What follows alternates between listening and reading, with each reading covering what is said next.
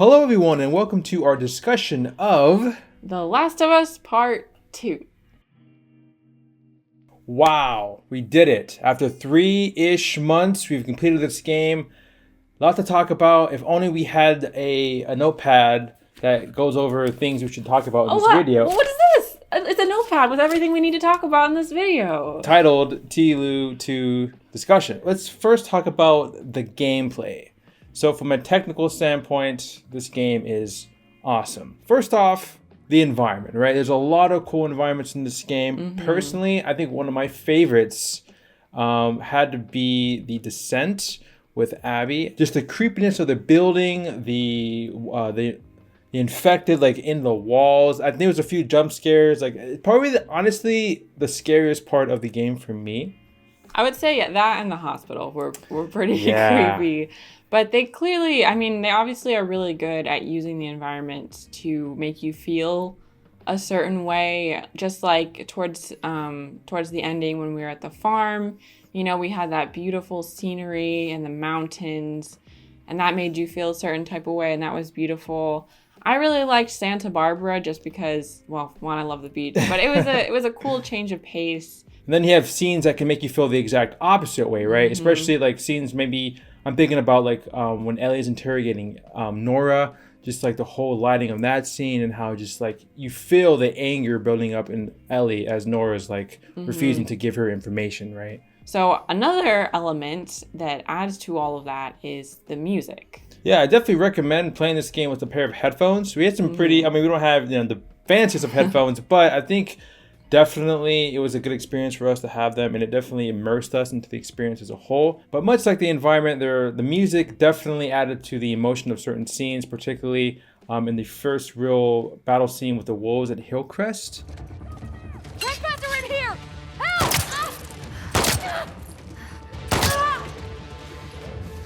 Once that music starts pumping, that's when you know, okay, I might die a couple of times, right? One of my favorite music pieces of the game was the first confrontation between Abby and Ellie. When Abby's about to potentially kill Dina and like that music starts bumping, and then all of a sudden Lev calms her down, and then all of a sudden it starts to slowly diffuse.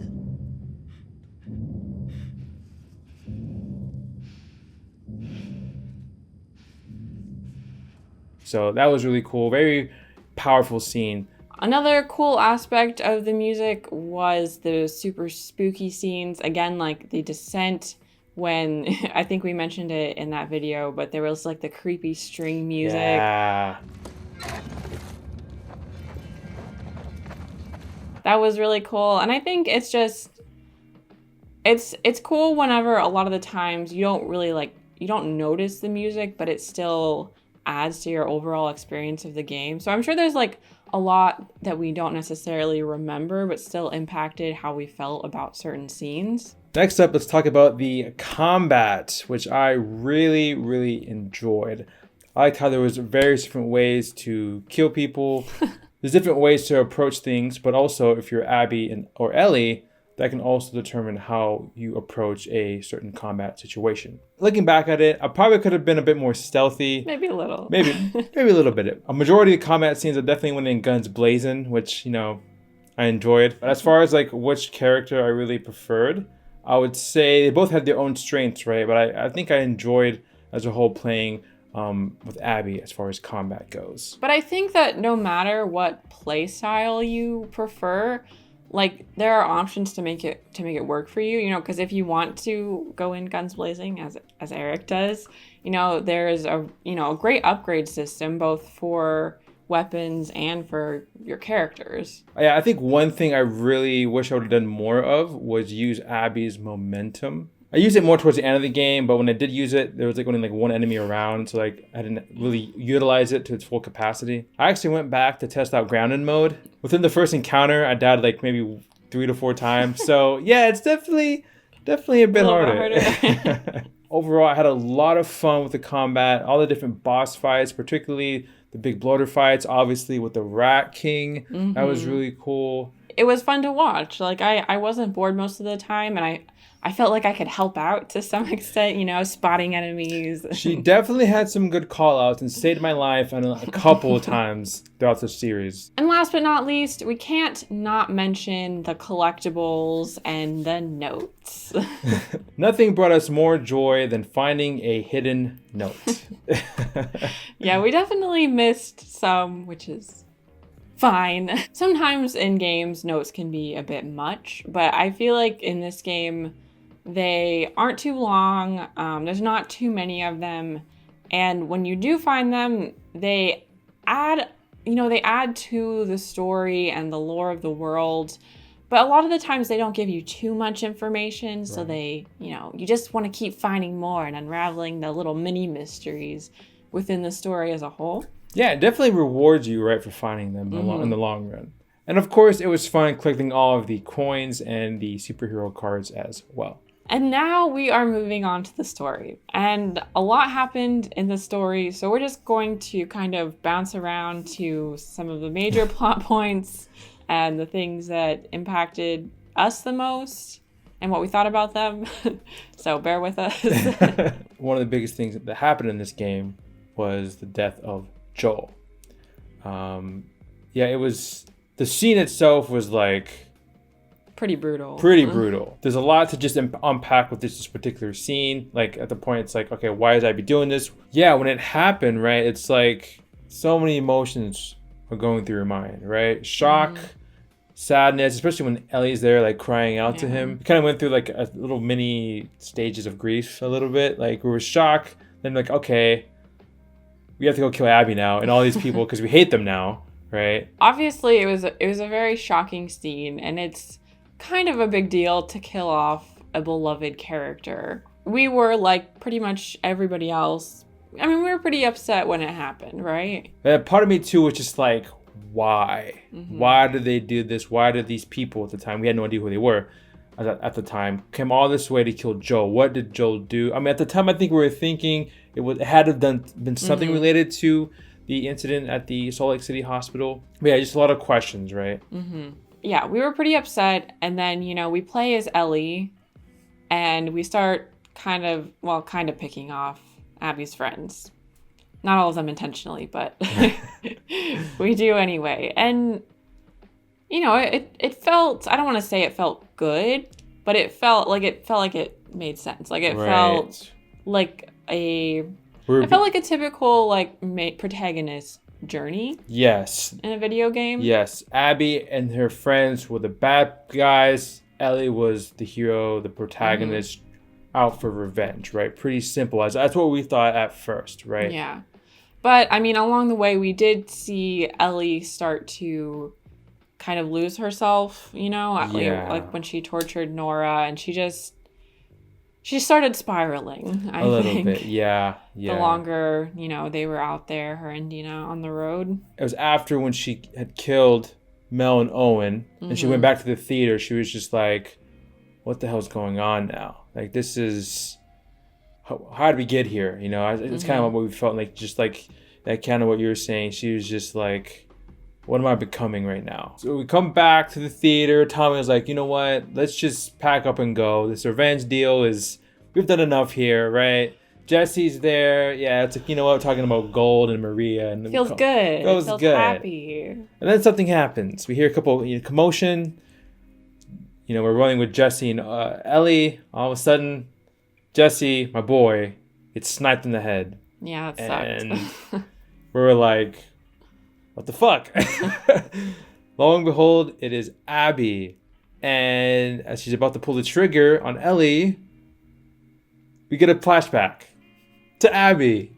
And we're now playing as the person at this time who's killed Jesse and, of course, Joel. And we're like... What? Come on, you gotta be kidding me. What are we supposed to be doing with this? How do we react? We didn't know how to react. And it was such an abrupt change from, that intensity of that moment to Abby. I mean, she's younger. Right. It's a completely different environment, different characters. We're saving a zebra. It was a very shocking change. And again, like many others, I'm sure, we weren't too happy. Yeah. And it's like kind of uncomfortable. at the same time too. Because I mean, we knew who she, we had played her briefly, Right. at the very beginning of the game, but at that point, I mean, I don't think we had any idea that we were going to play such a large portion of the game as her. Yeah. So we had to get comfy with Abby, and it felt really weird at first to, listen to her making jokes, just being a character, being a normal person, I guess. Right. Just trying to handle that while we're also trying to process the events of what just happened in the present.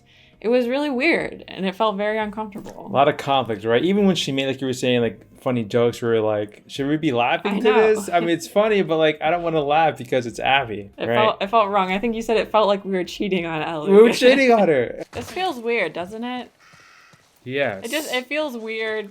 I feel like I'm cheating on Ellie. I know, right? Yeah, ultimately, we did get the big motive, right? Because that was a big thing with me. Like, okay, what's the motive here? Why did Abby do this?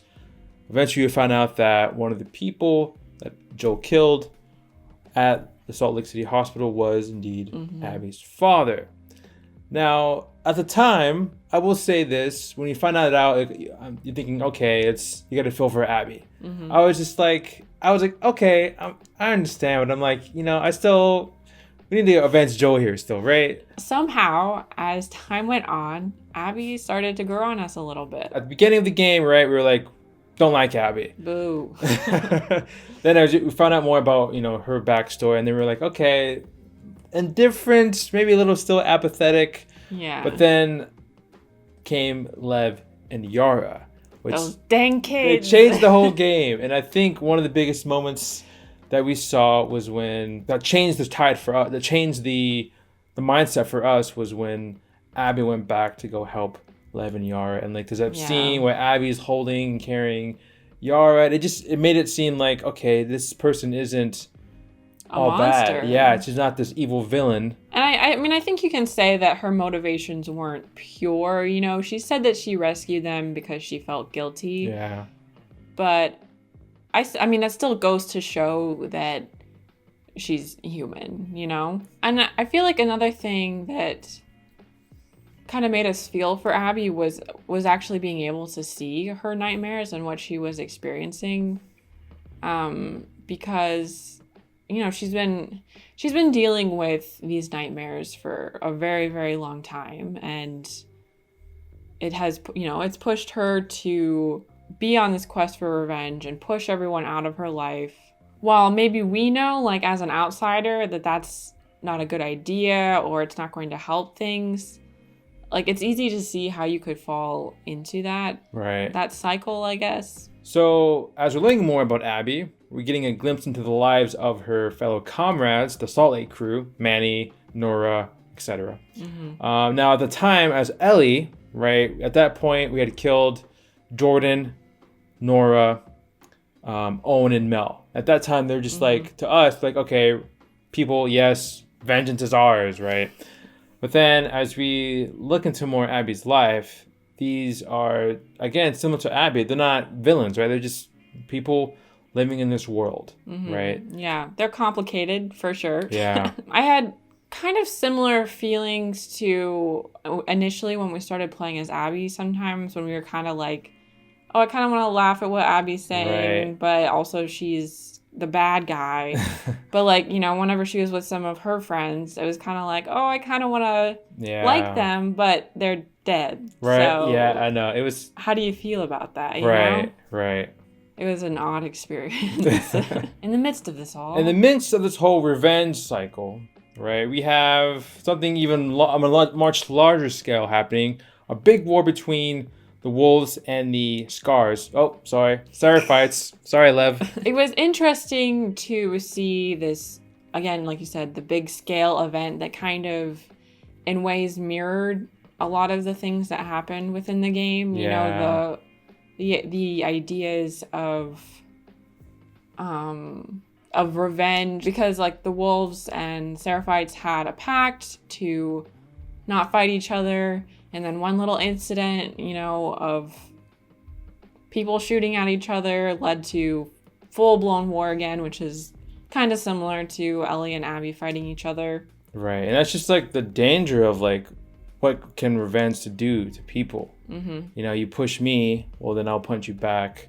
If you punch me, and then I'll stab you, and then vice versa. It just keeps on going and going and going. Another thing that was interesting about the war was that neither side was really good. Right. They both had very bad aspects to them, which again is similar to Ellie and Abby. I mean, they're both very flawed, very imperfect characters. I think a scene where Abby, Lev, and Yara are on the island, and Isaac's there too. They confront them. Isaac calls, you know, doesn't even call Lev a person, right? Yeah, what's that thing behind it? Who's that? Yeah. So they kind of, someone had mentioned in the comments previously, like they dehumanized, you know, individuals, and I think that's kind of what Ellie did to Abby, right? Abby wasn't a person to her. She was a monster that needed to be, you know, dealt with, taken care of, right? Not an actual individual, not a person. Which, makes it a lot easier to justify the Killing things them. that she did to all of them. Right. And vice versa. Yeah. It's just interesting to think about, you know, when you're living in this world where you kind of have to fight to survive. It's like you have two options, you know. You can either choose to trust people or you kind of like go your own way, which is a conversation that Dina and Ellie had at one point. It's not like you have to choose between being alive and being close to people.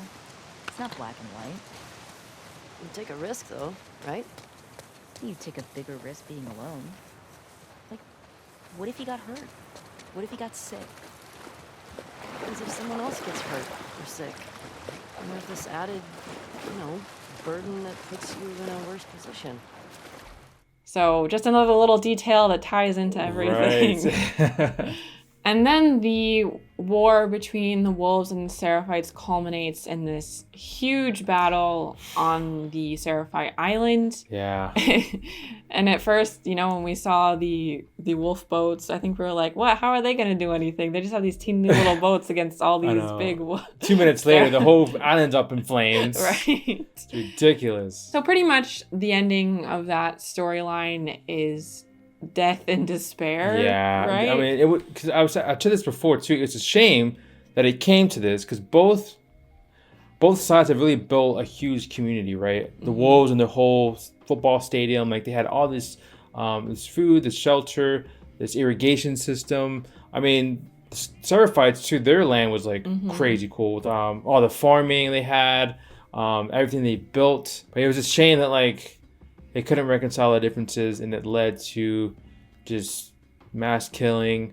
Pretty much nobody in the end really, like nothing. I'm sure nothing got really resolved. What's left of them now? Like what's left of everything for both societies, Not right? much. Like who's gonna protect? You know, think about the kids, the elderly, right? It's just like nothing. Whoever is left has nothing to look forward to. It was just like a very unfortunate and sad ending to that whole thing. And like even when, as we left the island, there's like you see a glimpse of like a scar, like just stabbing the hell out of a wolf, and it's just like total chaos and destruction, all for just not being able to just, you know, let bygones be bygones, I guess. Yeah. So on that happy note, let's move on to the big confrontation. This was there's a lot of uneasy and uncomfortable moments in this game, but I think the first confrontation definitely was one of them. Because it's like we get to there, and it's like, first off, it's the same scene that we left off with, right? When Abby shot Jesse. But at this time, our perception has changed completely. And I think as we were liking Abby a bit more, it's almost like we didn't want this confrontation to happen. It's like we kind of just like, we were laughing, having fun, we were joking with Lev and Yara. And then in the back of our mind, though, we just knew that, okay, Ellie and Abby are going to fight, right? There's going to be a confrontation here. But like, again, things are a lot different. Lev's there. We didn't see Lev before. We had no idea he even existed at that time. So it's just like, we didn't want no one to fight. Yeah, we didn't want anyone to die. Yeah. And then we went to probably one of the hardest boss fights in the game. Ellie was freaking crazy. It was just, at the same time, it was just like, I was uncomfortable, but it was also cool because it's like, you're fighting yourself almost, right? She's crafting stuff. She has her bow and arrow. It's like, oh man, this is, I don't know what to feel.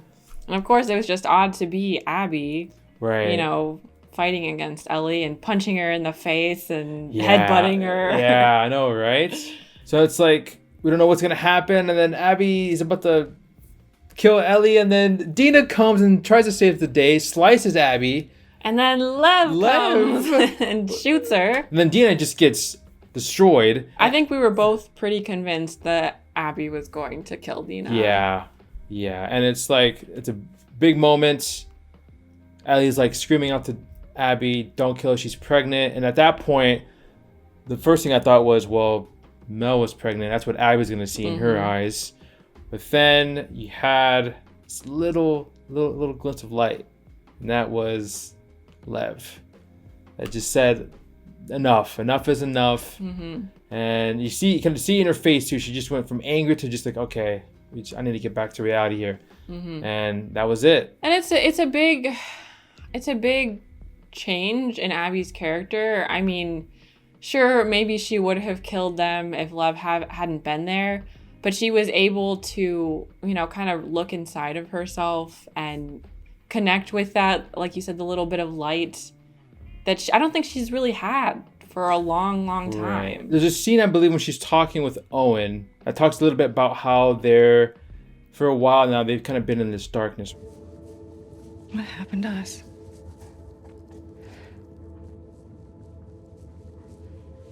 Maybe we stopped looking for the light. And it all comes back to Abby's father's old saying, right? Like when you in the darkness, look for the light, right? And I think as she was hell-bent on her revenge, she had been living in that darkness for a very long time, right? Pushing people away.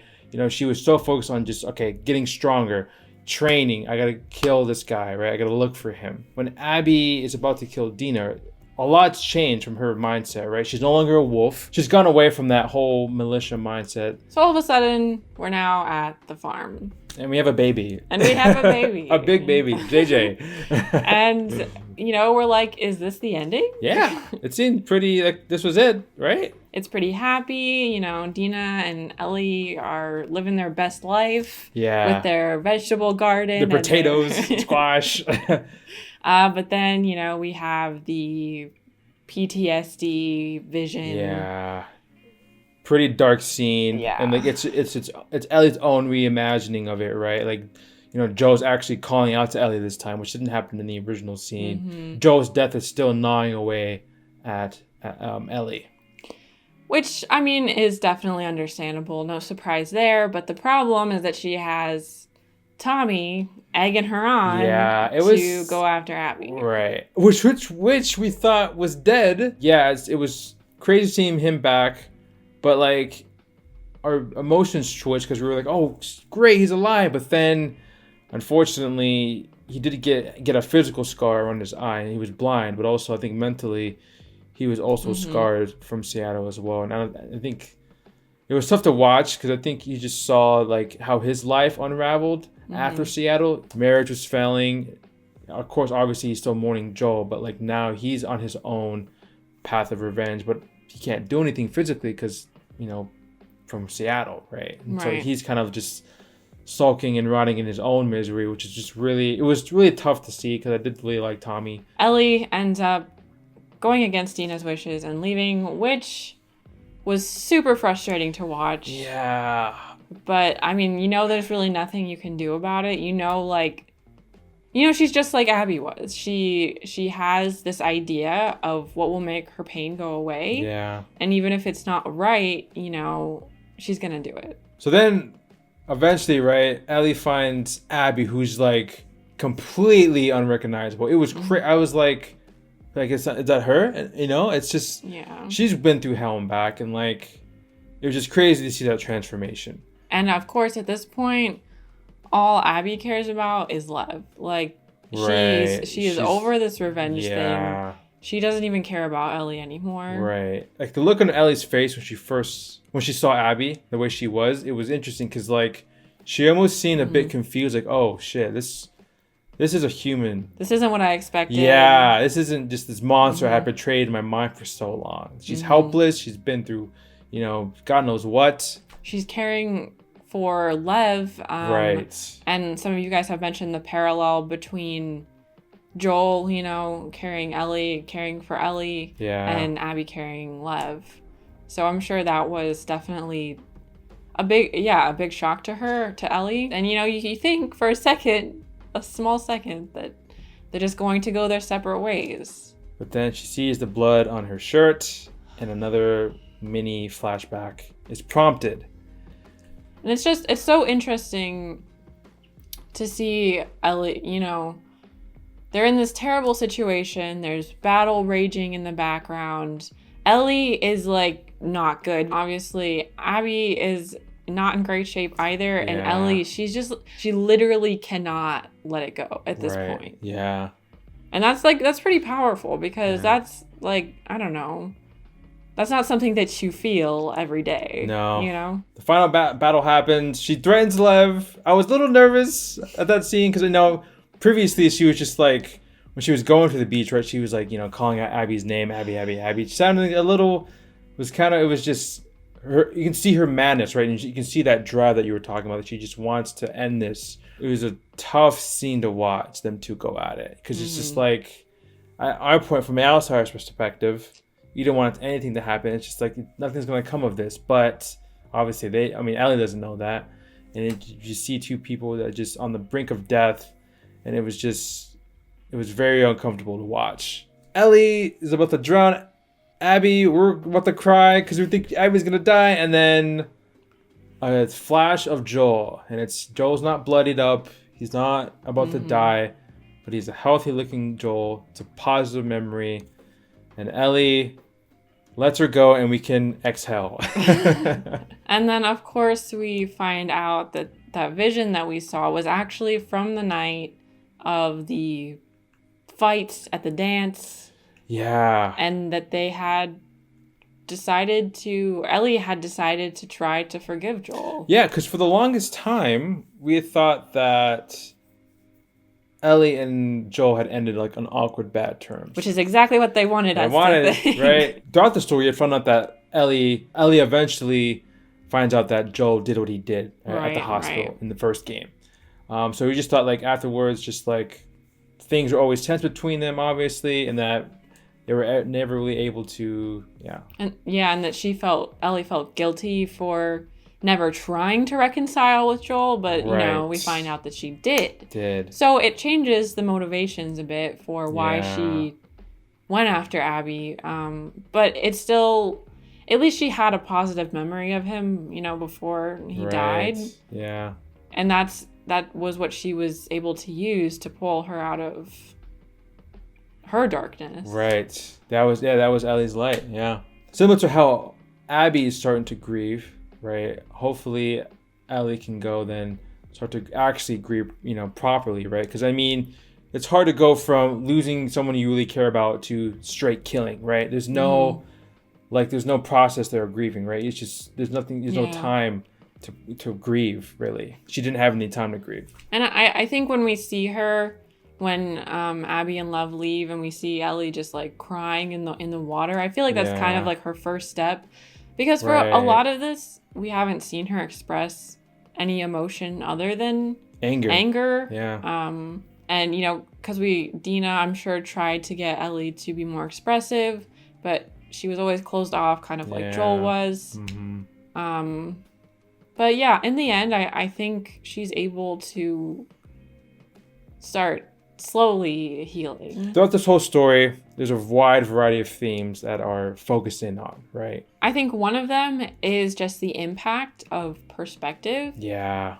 Which is a really interesting theme to explore in a video game, because I don't feel like you see that very often, especially, you know, the perspective of the good guy versus the bad guy. Right. But we see this perspective thing a lot, both, you know, with the Seraphites and the wolves, with Abby and Ellie,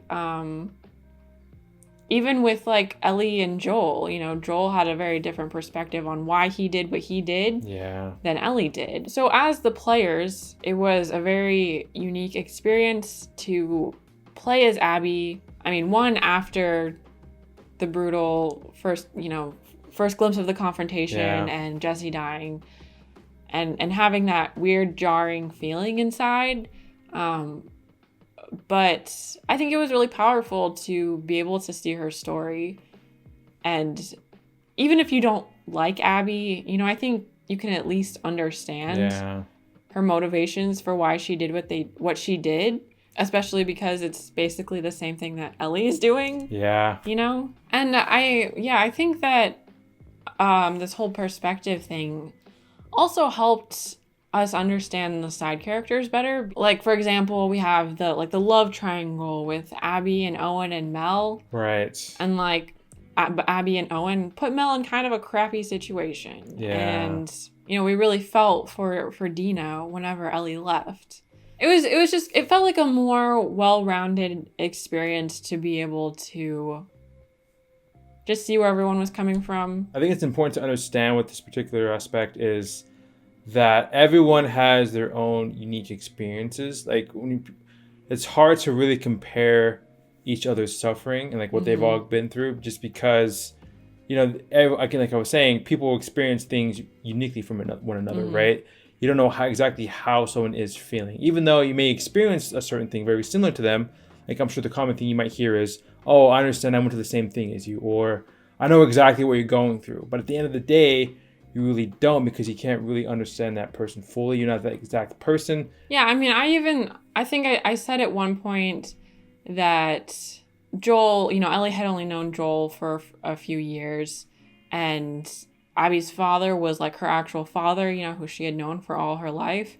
But I don't think it was entirely a fair point from me, because, you know, just because they hadn't known each other for the same amount of time as Abby and her father doesn't mean that Joel meant any less to Ellie. Another theme that this game centers around on is, you know, Abby's father's, you know, big quote, right, about the darkness and, you know, looking for the light. It's hard to find light in this whole world. People are doing whatever it takes to survive, so oftentimes that will lead for that person to do pretty gruesome things, which is why, again, it's important to find something to hold on to, even though the chance to do so is probably slim. But I think for both of our main characters, for Abby and Ellie, they don't have that light for such a long time, which is why it takes them so long to get through the process of grief and finding forgiveness. Given the world, it's hard to grieve properly. Like, even so, because there's so much things, like, for instance, well, Abby, when, like, I'm thinking when Manny died, right away,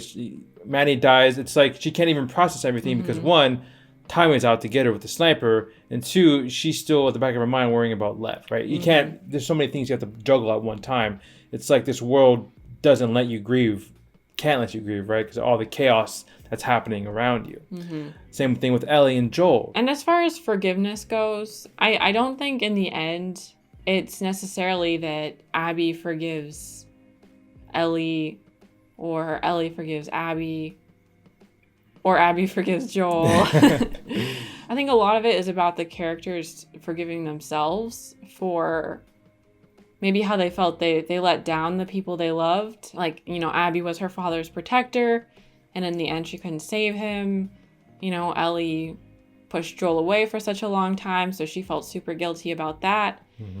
So, yeah, I think a lot of these characters had to forgive themselves first before they could ever even think about moving on. This more focuses on Ellie's side of things, but towards the ending, she had said, when she was talking with Joel at the final scene, Ellie wanted her immunity to mean something, but Joel took away that from her, right? And so I think that's definitely one of the main reasons why Ellie was, you know, obviously angry with Joel for a very long time. I'm sure for a while, like, Ellie didn't feel like she had control over her life. I also noticed it in the first confrontation between Abby and Ellie. Like, Abby, right, takes out Ellie.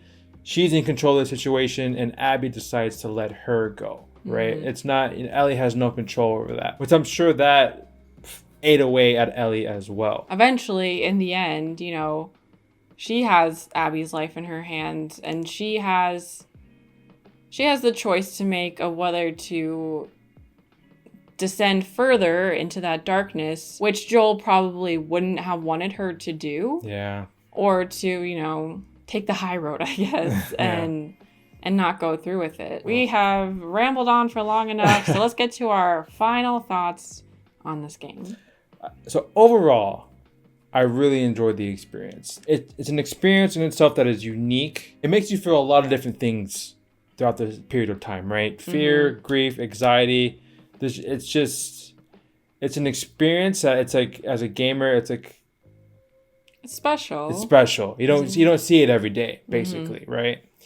And I just love how the game didn't become a simple good versus evil. It was far more complex than that. And as a player, it forces you to look inward at yourself and your own biases and, why you feel the way that you do. Right. Which is really cool. You don't have to like how the story went, but I still think that it was a pretty bold choice by Naughty Dog to create a story in this way. I mean, I enjoyed it. I would like to see more stories, not necessarily the same, but that do kind of make you think. Yeah. After we finished the game, at first we felt the pacing was a bit long, but then I was thinking about, like, okay, we've been doing this for 2.5 months, but we didn't consider, all the time it takes into editing. We basically played the game twice. Yeah, right. Overall, the pacing was fine. I think my only criticism of the game was that last part from where they got from the farm to the final battle, which is the big Santa Barbara section, right? The combat there. And I think I say that because I think the group, the Rattlers, kind of just felt a bit misplaced, just because throughout this whole time, right, we found out so much lore and background story of the wolves and the Seraphites. But then with the Rattlers, it just felt like it felt a bit more one-dimensional. Yeah, than a lot of the other right. And I think one thing about this game, it's definitely not one-dimensional. So that's why I think that's why the Rattlers felt a little bit off in that section. But other than that, though, I think that was just my one main critique of the game. Of course, this game came out over a year ago, so we're definitely not the first to play it. And I'm sure that there are plenty of other people who have tons of thorough, very well thought out reviews and discussions on this game. So take what we say with a grain of salt. But before we leave you, we have a few rapid fire questions. Yeah, I'm here with my microphone / bottle. Eric, what were your favorite moments? Definitely, I would say the ending conversation between Joel and Ellie. Another one too for me was the big scene between Abby and Lev, where Abby says to Lev, "You're my people." Tearjerker. And I would definitely agree with all those. I also really enjoy the scene where Abby is crossing the bridge and Lev's cracking jokes about Owen. And then the epic car scene when Ellie first finds Jesse in Hillcrest. Least favorite moments of the game. Oh boy, and by least we mean not that we didn't like them, but that they were very uncomfortable and upsetting. Some of my least favorite scenes were the first confrontation between Ellie and Abby, as well as the scene where Abby and Lev are escaping the island and everything is burning and everyone is screaming and dying. Fun. I think for me, it was the last fight between Abby and Ellie, and just being Ellie and like slicing up Abby, knowing that like, dude, she's been through enough already. Then he had to like drive the knife into her chest and she screamed. It was just raw, man. Also, Ellie's reimagining of Joel's death scene, right? When Joel's like screaming out to her. Very painful to watch, very uncomfortable, but again, hard hitting. Favorite combat section? I want to say battling at Hillcrest. And mine was probably the Descent. Ooh, spooky. Favorite weapon? While I did not use any of the weapons, my favorite was probably the crossbow. I'm going to go with Abby's hunting pistol. And what was your favorite throwable? I like me a good pipe bomb. In the game, of course. Favorite side character? Lev! Bottle or brick? Well. Bottle. Favorite enemy? I like, you know what's kind of cool? The Shamblers. I like the Shamblers, even though they were pretty gross. I gotta hand it to the Stalkers. Ooh. Favorite boss? Mine was the Seraphite Brute. that we fought at the end of the island escape scene. I'm going to give a shout out to the bloater boss fight in the arcade as Ellie, only because like I killed it in the most badass way possible. I almost died. I almost took it with me. Really cool. Definitely one of the top fights for me. And last but not least, how do we rate this thing? Should we just do like a tier list? We're gonna do a tier list. That works. If we're gonna put it in a tier, obviously we have the D, the C, the B, the A, and the S. I think this game will go into. We gotta find out in the next episode. We're doing a separate episode. I'm just kidding. I'm gonna put this game in the S tier for me. Mm-hmm. Yeah, I mean, no two. What's that phrase? Two ways about it. There's no two ways about it. What does that even mean? I don't know. We really enjoyed this game, even when we didn't enjoy it. We enjoyed experiencing it along with all of you guys. Well, that wraps up our first official game discussion. How do you think it went, Sarah? I'm hoping okay, but we don't really know what we're doing, so... Let us know how you guys felt about this. Do you like stuff like this? Thanks again for joining us on this adventure. It was really cool, and we're excited to play more games in the future. We will see you next time. Bye. Bye.